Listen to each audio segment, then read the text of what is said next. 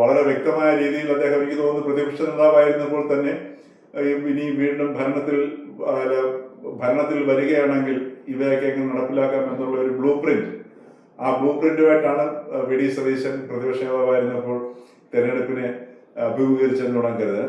V D Satheesan സർക്കാരിന്റെ ഈ ആദ്യത്തെ നയപ്രഖ്യാപനം ശരിക്കും തിരഞ്ഞെടുപ്പിന് മുമ്പും അതോടൊപ്പം തന്നെ മുഖ്യമന്ത്രിയായതിനു ശേഷമൊക്കെ വെളിപ്പെടുത്തിയിട്ടുള്ള ആ നയത്തിന്റെ ഒരു മൂർത്തമായ ഒരു ഭാവം തന്നെയാണ് ഈ നയപ്രഖ്യാപനം.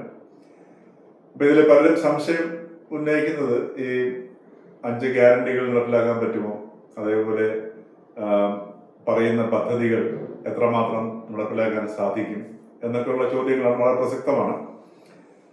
അതേപോലെ തന്നെ നമ്മുടെ ഖജനാവിനെ കുറിച്ചിട്ട് എന്ത് തന്നെയാണെങ്കിലും വാദപ്രതിവാദങ്ങളോ അതല്ലെങ്കിൽ അതിനകത്ത് മിച്ചമുണ്ടെന്ന് LDF പറയുകയാണെങ്കിൽ തന്നെയും നമ്മുടെ പൊതു സാമ്പത്തിക സ്ഥിതി എല്ലാവർക്കും അറിയാവുന്നതാണ്. ഈ സാമ്പത്തിക സ്ഥിതിയിൽ എത്രമാത്രം ഈ പദ്ധതികൾ നടപ്പിലാക്കാൻ പറ്റും എന്നുള്ളതാണ് പ്രധാനപ്പെട്ട ചോദ്യം.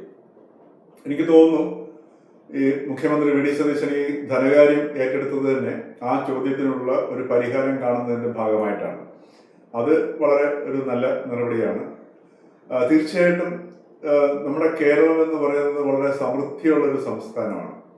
അത് വേണ്ട രീതിയിൽ നമ്മൾ ആ സമൃദ്ധിയെ ഉപയോഗിക്കുന്നില്ല എന്നുള്ളത് കൊണ്ടാണ് നമ്മുടെ ഈ സാമ്പത്തിക അല്ലെങ്കിൽ ഖജനാവ് കാലിയാവുന്നത്, നമുക്ക് പുതിയ പദ്ധതികളായിട്ട് മുമ്പോട്ട് പോകാൻ പറ്റാത്തതൊക്കെ ഭാവനയുടെ അഭാവമാണ്.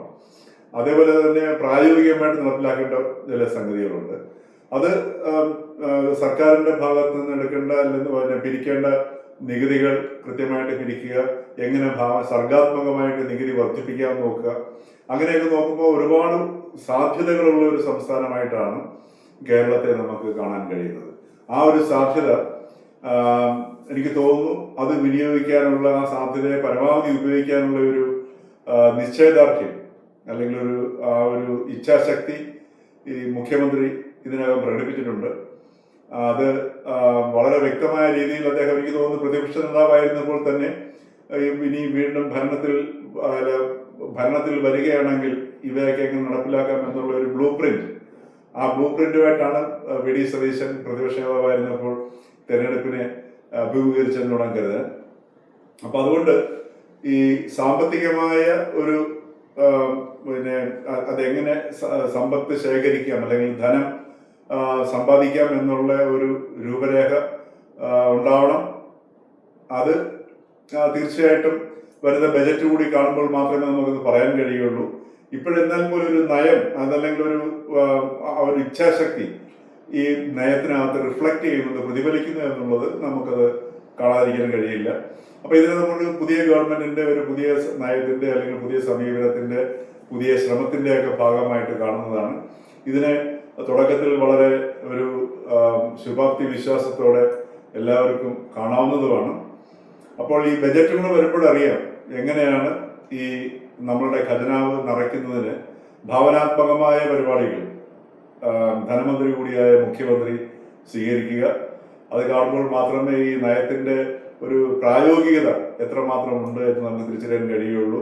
കേരളത്തിൽ ഏത് പദ്ധതി വേണമെങ്കിലും ഏത് സ്വപ്ന പദ്ധതി വേണമെങ്കിലും നടപ്പിലാക്കാൻ പറ്റും എന്നുള്ളത് വളരെ നമ്മുടെ ഒരു ഉദാഹരണങ്ങളുണ്ട്. ഉദാഹരണത്തിന് കൊച്ചിൻ സിയാൽ ഏറ്റവും നല്ല ഉദാഹരണമാണ്. അത് VJ കുര്യൻ എന്ന് പറയുന്ന IAS ഓഫീസർ ഇവിടെ മറൈൻ ഡ്രൈവിൽ ഒരു ചെറിയ ഫ്ലാറ്റിൽ ഇരുന്ന് ഒരു ആശയമായിട്ട് തുടങ്ങിയ ഒരു സംരംഭമാണ് ഇന്ന് നമ്മുടെ ഇന്ത്യയിൽ തന്നെ ഏറ്റവും മാതൃകാപരമായ ഒരു വിമാനത്താവളമായി വികസിക്കപ്പെട്ട് നമ്മുടെ മുമ്പിലുള്ളത്. അപ്പൊ ഇതേപോലുള്ള അതൊരു ഭാവനാത്മകമായ ഒരു സമീപനത്തിന്റെയും ഒരു പദ്ധതി ആസൂത്രണം ചെയ്തതിന്റെയും അല്ലെങ്കിൽ രൂപകൽപ്പന ചെയ്ത് ആസൂത്രണം ചെയ്ത് നടപ്പിലാക്കിയതിന്റെ ഫലമാണ് എന്ന് പറഞ്ഞതുപോലെ ഒട്ടേറെ സാധ്യതകളുള്ള ഒരു സംസ്ഥാനമാണ് കേരളം. ആ സാധ്യതകളെ എങ്ങനെ വിനിയോഗിക്കും എന്നുള്ള ആ ഭാവനാത്മകതയിലാണ് നമ്മളുടെ ഖജനാവ് നിറയുമോ ഇല്ലയോ. നിറഞ്ഞെങ്കിൽ മാത്രമേ പദ്ധതികൾ എന്ത് തന്നെ സ്വപ്ന പദ്ധതികളാണെങ്കിലും നടപ്പിലാക്കാൻ സാധിക്കുകയുള്ളൂ. അപ്പൊ അത് നമുക്ക് കാത്തിരുന്ന് കാണാം. ഏറ്റവും പുതിയ വാർത്തകളും വിശേഷങ്ങളും വിരൽത്തുമ്പിൽ അറിയാൻ സീ മലയാളം ന്യൂസ് എല്ലാ ഡിജിറ്റൽ പ്ലാറ്റ്ഫോമുകളിലും ലഭ്യം.